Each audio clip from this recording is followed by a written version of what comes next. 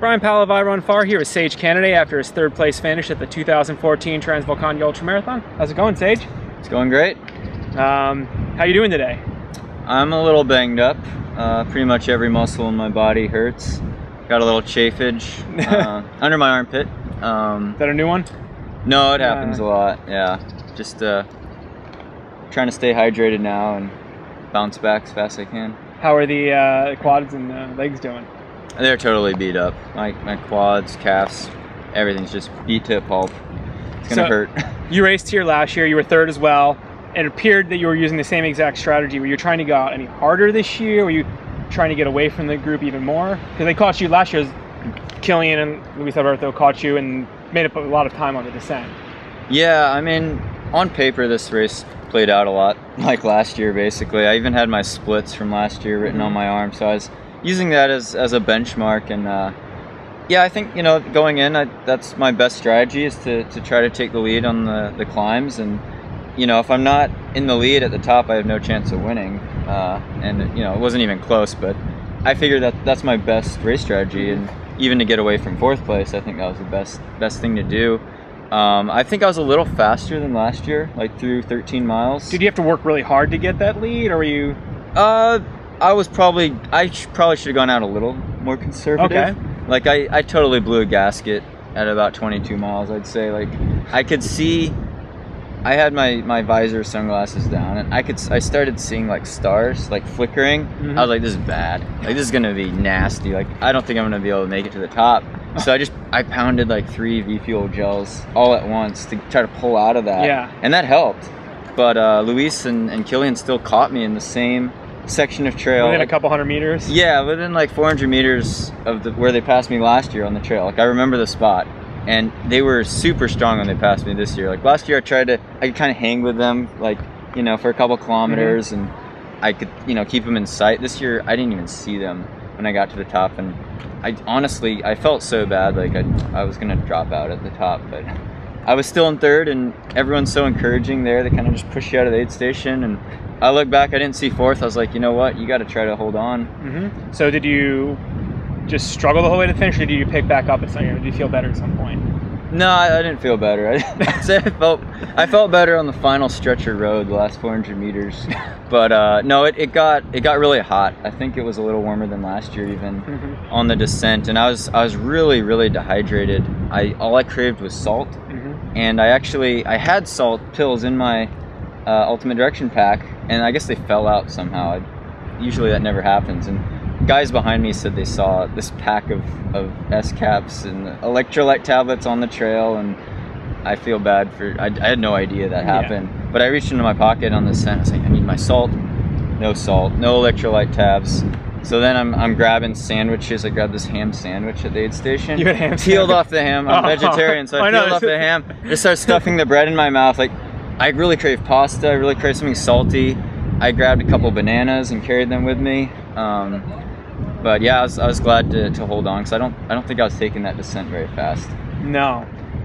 Do you think I know you've tried to work some on descending. Is there anything else you think you can do to improve that part of your game? Do you think you are a better descender now than last year? I'll have to look at the Strava split on that segment, but no, I think it's a learned skill on technical descents. But the main problem was I was dizzy from dehydration, and you're bonking, everything's failing. So it wasn't really a matter of navigating the rocks. It was more a matter of staying upright and not worrying about falling over, and just trying to keep moving, really. How was the change in the course? From Taza Corte up, there was a definite shift from road to trail. It was not favorable for me. This is just that last 2K, which is fairly flat. I think it's a slight uphill, but we were running up this rocky riverbed, and so it meant more sand running, more rocks to navigate. I almost tripped a couple times. I was pretty tired there. And yeah, opposed to running on the paved road, that definitely slowed me down a lot more. And I was thinking about it too as I was coming down. I was like, you know, fourth place is close behind me. I don't want it to come down to that, because you know, it could, and I would get caught. You do have the last couple K on the road, though. That would have made for an interesting race. It would have, yeah. Well, I was looking over my shoulder the whole time. Yeah. And I thought I saw someone, because like I think it was a spectator or some fan or whatever. like in running clothes, and they were running up the hill. It was like the top of the climb, the last 1,000-foot climb you have to do. And I looked back, I was like, that's 4th place, he's 200 meters behind me. I was like, oh crap, I gotta like, and I gave it everything I had to get to the top of that hill. And I think last year I probably power hacked like half of it. This year I maybe 20%. So I was happy with that. And you're moving pretty strong into the finish as well. Yeah, well the crowd always excites you, and you gotta.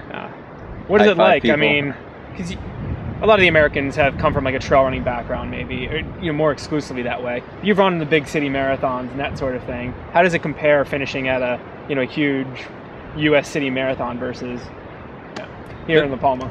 The people are just so passionate. Even, you know, non-runners, just the local crowds. It's like one big festival. So it's you feel really special, and it's a really cool feeling to have a unique experience like that. And I guess just like you feel like a rock star. They're playing loud music. Everyone's just really pumped up and excited.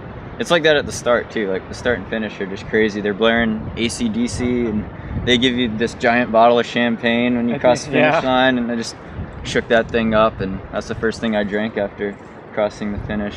Enjoy some cava. Yeah. What do you think it's going to take for you to beat the likes of Luis Alberto and Kilian on a course like this? I think it would take a lot of work for me. I think I have to log more vertical. Like coming off of Lake Sonoma, it was really hard. Lake Sonoma's not like this at all. No. And you know, it's just 4 weeks ago. So basically I take 5 days off, pretty much a whole down week after Lake Sonoma, and then it's like, well, you have a week and a half to really train hard, which is nothing. And you know, I'm logging maybe 14,000 feet of vertical a week at my best. So like for this race, you need to have some crazy vertical strength. And you know, they were so strong on this course. I mean, they were 10-12 minutes ahead of me. Like, I don't know, I'd have to have a huge lead at the top, but my goal became just to get to the top before them, and I couldn't do that. So I think it would take a different course for me to be closer to them. Do you think you'll come back and give this another go? I'd love to come back and improve on my time or place. Hopefully both. You are transitioning back to the roads and back to another style race. You're going to Mount Washington next? How are you feeling for that? I mean, you're the only American still to have gone under an hour there, correct? No, Ricky Gates cracked an hour. Last year, okay. And then last year, Eric Blake, who won, he cracked an hour too. So there's now a couple of you. Do you think you're in fitness and, you know, specifically road climbing fitness to get back under that? No.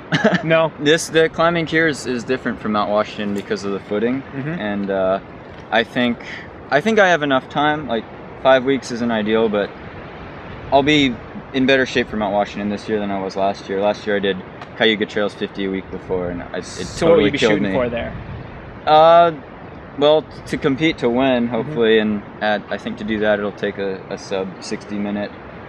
We'll see how my fitness progresses. It'd be great to improve and PR and go after that 58-minute barrier, but I don't know. I got to get in my speed work again and do some VO2 max stuff. Jonathan Wyatt was here. He's the course record holder at Mount Washington. Did you guys chat at all? Oh yeah. John he's a legend.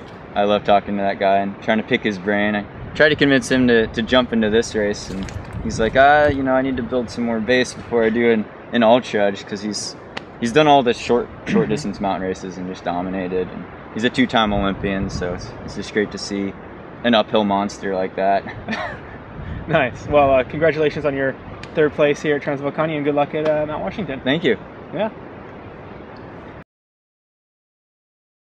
So Sage, bonus question for you.